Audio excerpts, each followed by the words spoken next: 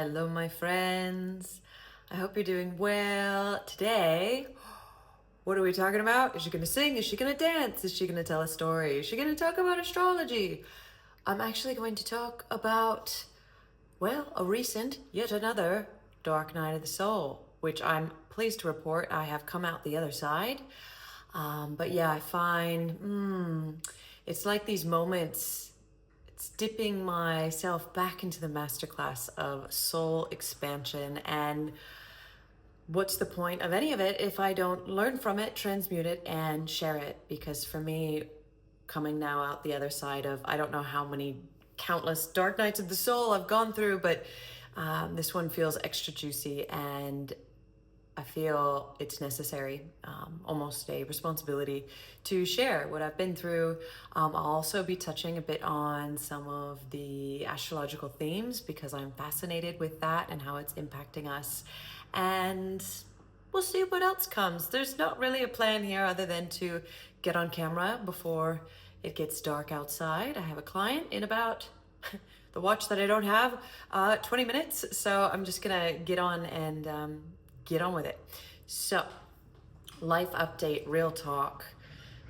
Last month was massive. June, end of May, I flew to California. I was not planning to go to California. Mom was going to go in for brain surgery for an experimental trial. She was in for Alzheimer's, and we basically said our final goodbyes. I'll get back to that later. The surgery never happened. I was in San Francisco. I played a show. I saw all my friends. I raced back, flew back, got to Australia to basically turn around, road trip up to Queensland to perform at Pronafest, offering 2 workshops back-to-back, voice activation and sound healing. Not only that, it was my birthday on the 6th. I launched an album, then I get on stage, and at the same time, I got news of my mom's surgery not going ahead. Long story short, her brain size, shape just wasn't fit for their tooling to reach the hippocampus. It was friggin' random, but I just trust it's what's meant to be. Anyways, incredible. I'm on these highs, right? With a mix of some lows and Pronafest, album launch, birthday. I come back, then I have my album launch concert, which I sold out after being terrified that I wouldn't get anyone in that room. Ended up filling the whole room, selling out, and that was massive. And I celebrated. Boy, do I know how to celebrate. Oh, I know how to have a good time, and I had a friggin' good time many nights in a row. And what I've learned, well, I've learned, but do I actually integrate any of these lessons? Probably not. But too many nights of too much fun does not bode well for my mental health. Whether it's cake, whether it's wine, whether it's weed, whether it's a low ketamine, little bits in here, medicine, totally medicine. But when taken to excess, which can sometimes happen, my sparkle just fizzled. It fizzled hardcore. And of course, when I moved away from my healthy eating patterns and having too much sugar or whatnot, I felt my gut dysbiosis, all of that, and happy gut, happy life. And my gut was not happy. And what happened is I started having these really overwhelming, I wouldn't say panic attacks. It was like these minor, slow, just dread, didn't want to get out of bed. I would wake up and it was like, what's the point? Why get out of bed?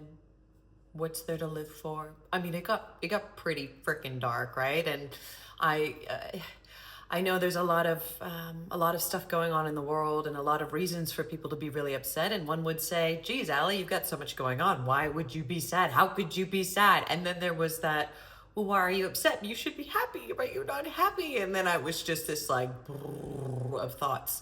And it got really, really dark. It got really, really dark. And I'm not the type, I don't really let people very close into my world. I've got friends, but I live alone. I keep my space. I like my space. I'm very sensitive to energy and large groups of people, which go figure. I do all these festivals, but it's part of the gig.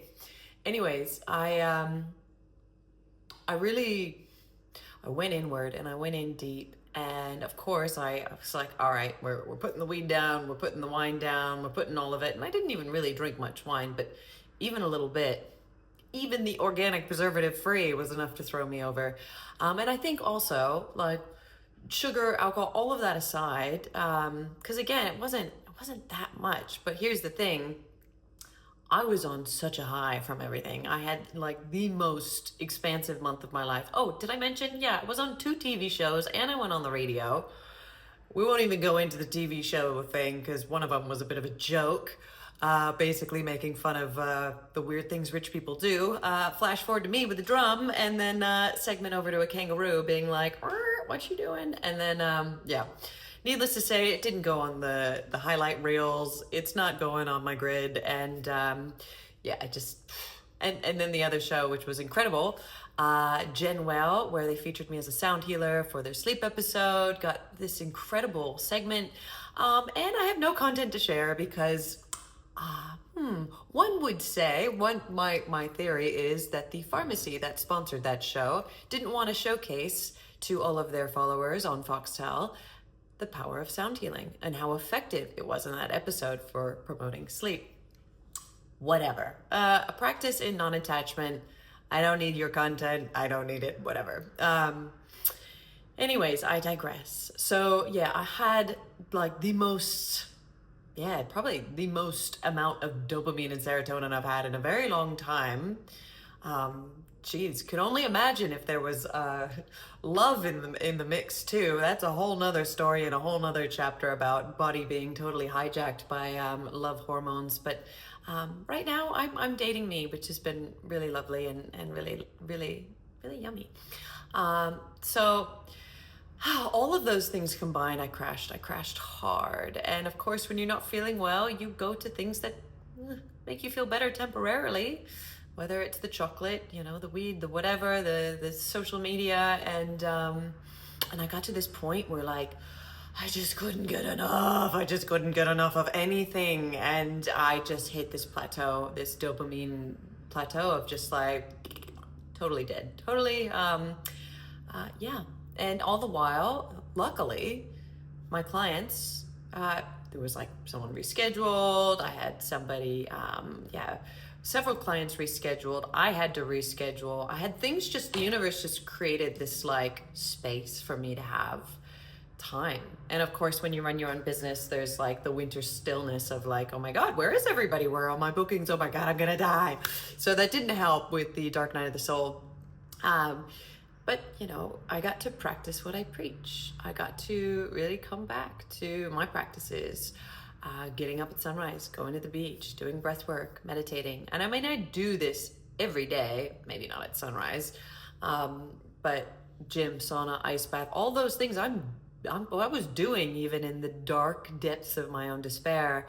But I wasn't, let's just say I wasn't giving myself the permission to rest, to be. And so as I recently shared in a newsletter, I gave myself that space to just do absolutely nothing. It was like I had to cradle myself in my arms like a little baby and be like, oh, it's okay. You don't need to create anything. You don't need to be anything. You don't need to do anything. Just be boring. Here's some mushrooms. Okay. Just a little bit. And it really helped. We'll talk about that another time. Anyways, should I share that? Yeah, whatever. It's going out. So I was able to nurse myself back to health with a lot of nature, a lot of solitude, podcasts, reading, pleasure, self-pleasure, movement, yoga, breathwork, gym, sauna, ice bath, all of that. And slowly but surely, day by day, I started to get my energy back, my sparkle back, my zest for life. And I recently posted a song that I wrote after, I don't know, Dark Night of the Soul 222 about Sweet Melody, where I just couldn't hear the bird song. I couldn't feel the velvet on my skin. I couldn't tap into that. And it was just so fitting to I've released this album and now have that song to be able to share it and to share from a very recent experience, 223 Dark Night of the Soul, of what it feels like to dip back into into some really intense darkness. And I know to my core that the reason I go through these experiences, I call them initiations, is so that I can learn, integrate, transmute, and share with my mentorship clients, with my voice clients, with my sound and breath clients, at the workshops, at the festivals, here on YouTube, wherever this is going. So I now can look back in retrospect and with gratitude and reverence for the experience and the medicine that it offered. And I also have felt this passion, this burning inside of me of like, all right, you are here to do great things. We're all here to do great things, BT dubs. And where am I suppressing? Where am I hiding? Where am I afraid of my own potential? As Marianne Williamson says, it is our potential. What is her quote? Our greatest fear is not that we are inadequate. Our greatest fear is that we are powerful beyond measure. It is our light and not our darkness that we fear most. Let that land. This quote, and I have it on my website, on my bookings page, it's paramount because I think it speaks to a lot of the fear that we face. It is our light, not our darkness, that we fear most. It is our potential, not our lack, that we fear most. And when we give ourselves the permission to feel all the feels, well, that's a whole nother initiation in and of itself, to feel the feelings, to be with the feelings, to not swallow them down, drink them down, smoke them down, totally check out and dissociate. Because my goodness, as an artist, as a human, as a being, as a spirit, I love to check out.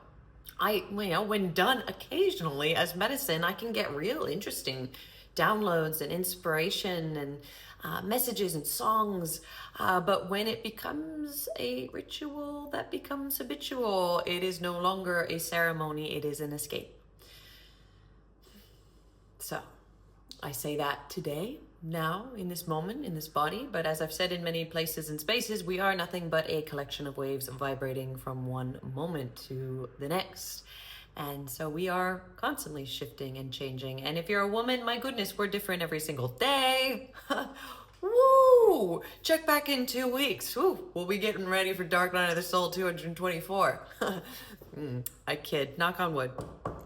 Okay. So that brings me to the next part of this segment. What's going on astrologically? What's going on in the cosmos? So some of you may have heard that Uranus moved into Gemini on the 7th, 7-7, the 7-7 portal. So Uranus is the planet of revolution, right? And Gemini is a very, very fast-paced moving sign. So we think about Gemini and Uranus, meaning we are making some really big revolutionary changes in our lives. And if you pair that with the Capricorn Full Moon on Thursday, this is a perfect concoction for revolutionizing the way we create structures in our life, the lives that we lead, how we build our lives, how we do this human experience. And I find that I'm an all or nothing kind of person, and I like to go big. I don't just sort of do it, I go all in. Which is probably why when I like to dabble with the different medicines, I don't just dabble, I go all in. But it's part of me. And what I've also learned is to love and accept that part of me that loves to have that extra helping of chocolate. It's why I don't buy it in the house. It's why I don't buy alcohol anymore. I'll go out and have some, but it's just part of me. There's a hungry ghost that likes to come out to play, and she likes to have a good time, and I let her do that from time to time, but time to time. So going back to planetary themes, I think for a lot of us, we're feeling, and I've at least from my conversations with my clients and friends, like big change, and reevaluating the structures in place. Capricorn Full Moon Thursday, full moon, completion. What is coming to completion? We are looking at foundation structures, masculine energies that maybe aren't serving. ways of doing, being, existing, patterns, habits, routines. Maybe you want to completely change your life entirely. Or maybe you want to pull an Ali Skiba and quit your job, sell all your belongings, and book a one-way ticket to Panama to work on a boat in the Caribbean. I'll tell ya, it's a vibe, and I highly recommend it. Highly recommend it. Although I could save you a trip to Peru with a questionable shaman and invite you to do a free breathwork journey on my website. Just head to aliskiba.com/VIP-me. You'll get the goods. And it's just 10 minutes, honestly. Breathwork is so powerful. If you want to know more about that, I'll put a link below. But my point is, we are here to revolutionize the way we've been doing things for a very long time. The last 7 years, Uranus was in Gemini, or Uranus was in Taurus. So now that we're moving into this energy, it's going to be fast and things are going to be changing. We're going to be moving. There's going to be advances in technology and AI. And with that comes, with all this AI stuff, how are we maintaining our humanity? How are we maintaining our humanity? Because you look at all of these systems and things, it's like, am I talking to a robot? Am I talking to a human? Is this real? Is this even a human on the other line? And so I think what's really important is that we are looking after each other. We are looking after one another as humans, as souls. I was speaking to one of my corporate clients about, how we're really in the corporate space. They're resources. They are resources first, then they're humans. Maybe second or third, they're humans. They're resources. And it's so important, especially in the corporate space, that you are advocating for yourself and you are supporting the change within that environment, because corporate culture wants to squeeze. I know this. I used to work in tech many years and I didn't know how to say no. I didn't have my boundaries. I didn't have voice activation. This is a whole part of that as well. But ultimately, I didn't know how to say no. And corporate culture wants to squeeze as much out of every resource as possible until you break or dare I say no. And what I realized is that the more I was able to say no back in San Francisco corporate days, actually the more respect I got, and I got promoted more and more and more. And it was great. I was slaying those corporate goals, but I was deeply unfulfilled, and I didn't even know what my passions were, because I was so gung-ho on becoming an electrical engineering weapon, which turned into program management, which turned into a drinking problem in San Francisco.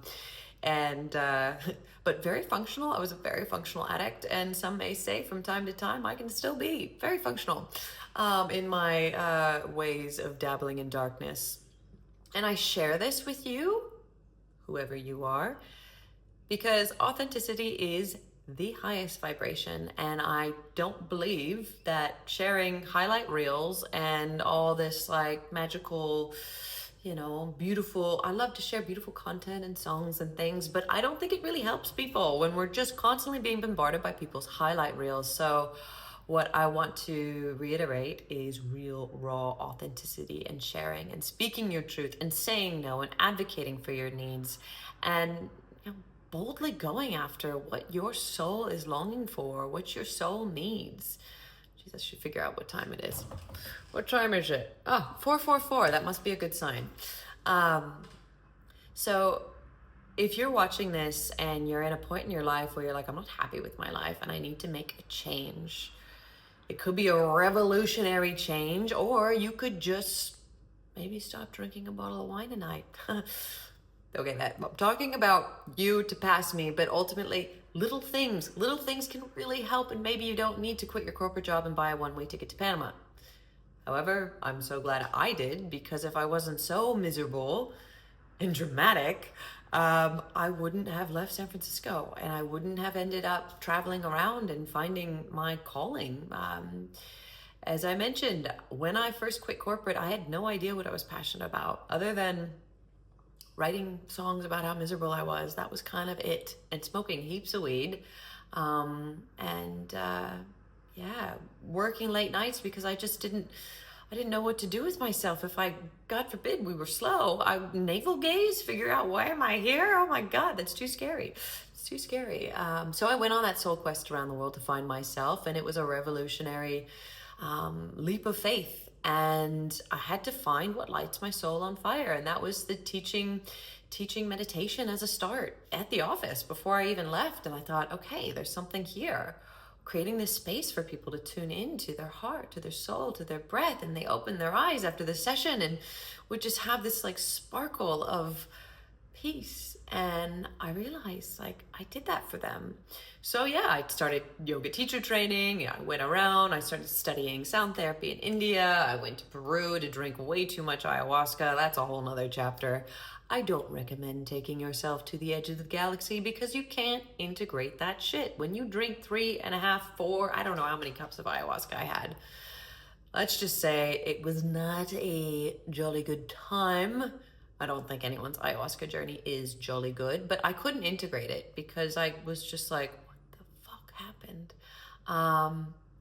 So I tried a lot of things. And what I'm saying is, maybe you don't have to go that extreme, and maybe you could start with small little things. So for example, going to my website and checking out some of the freebies that I have, like the breath work, the 10-minute breath work. If you want to go deeper, just take a look. I have some really beautiful, potent offerings as well as live events if you're in Sydney. But coming back to astrological themes, we're going to be in for some really, really big changes. And also, the nodes. The nodes are apparently really active. And when we talk about North Node, South Node, so South Node is karma, North Node is dharma. So with the energies we're working with, we have an opportunity to really clear some old karma. And I'm not just talking about our own past lives, but like ancestral. So a really good practice for clearing old karmic wounds, past life or ancestral, would be root chakra work.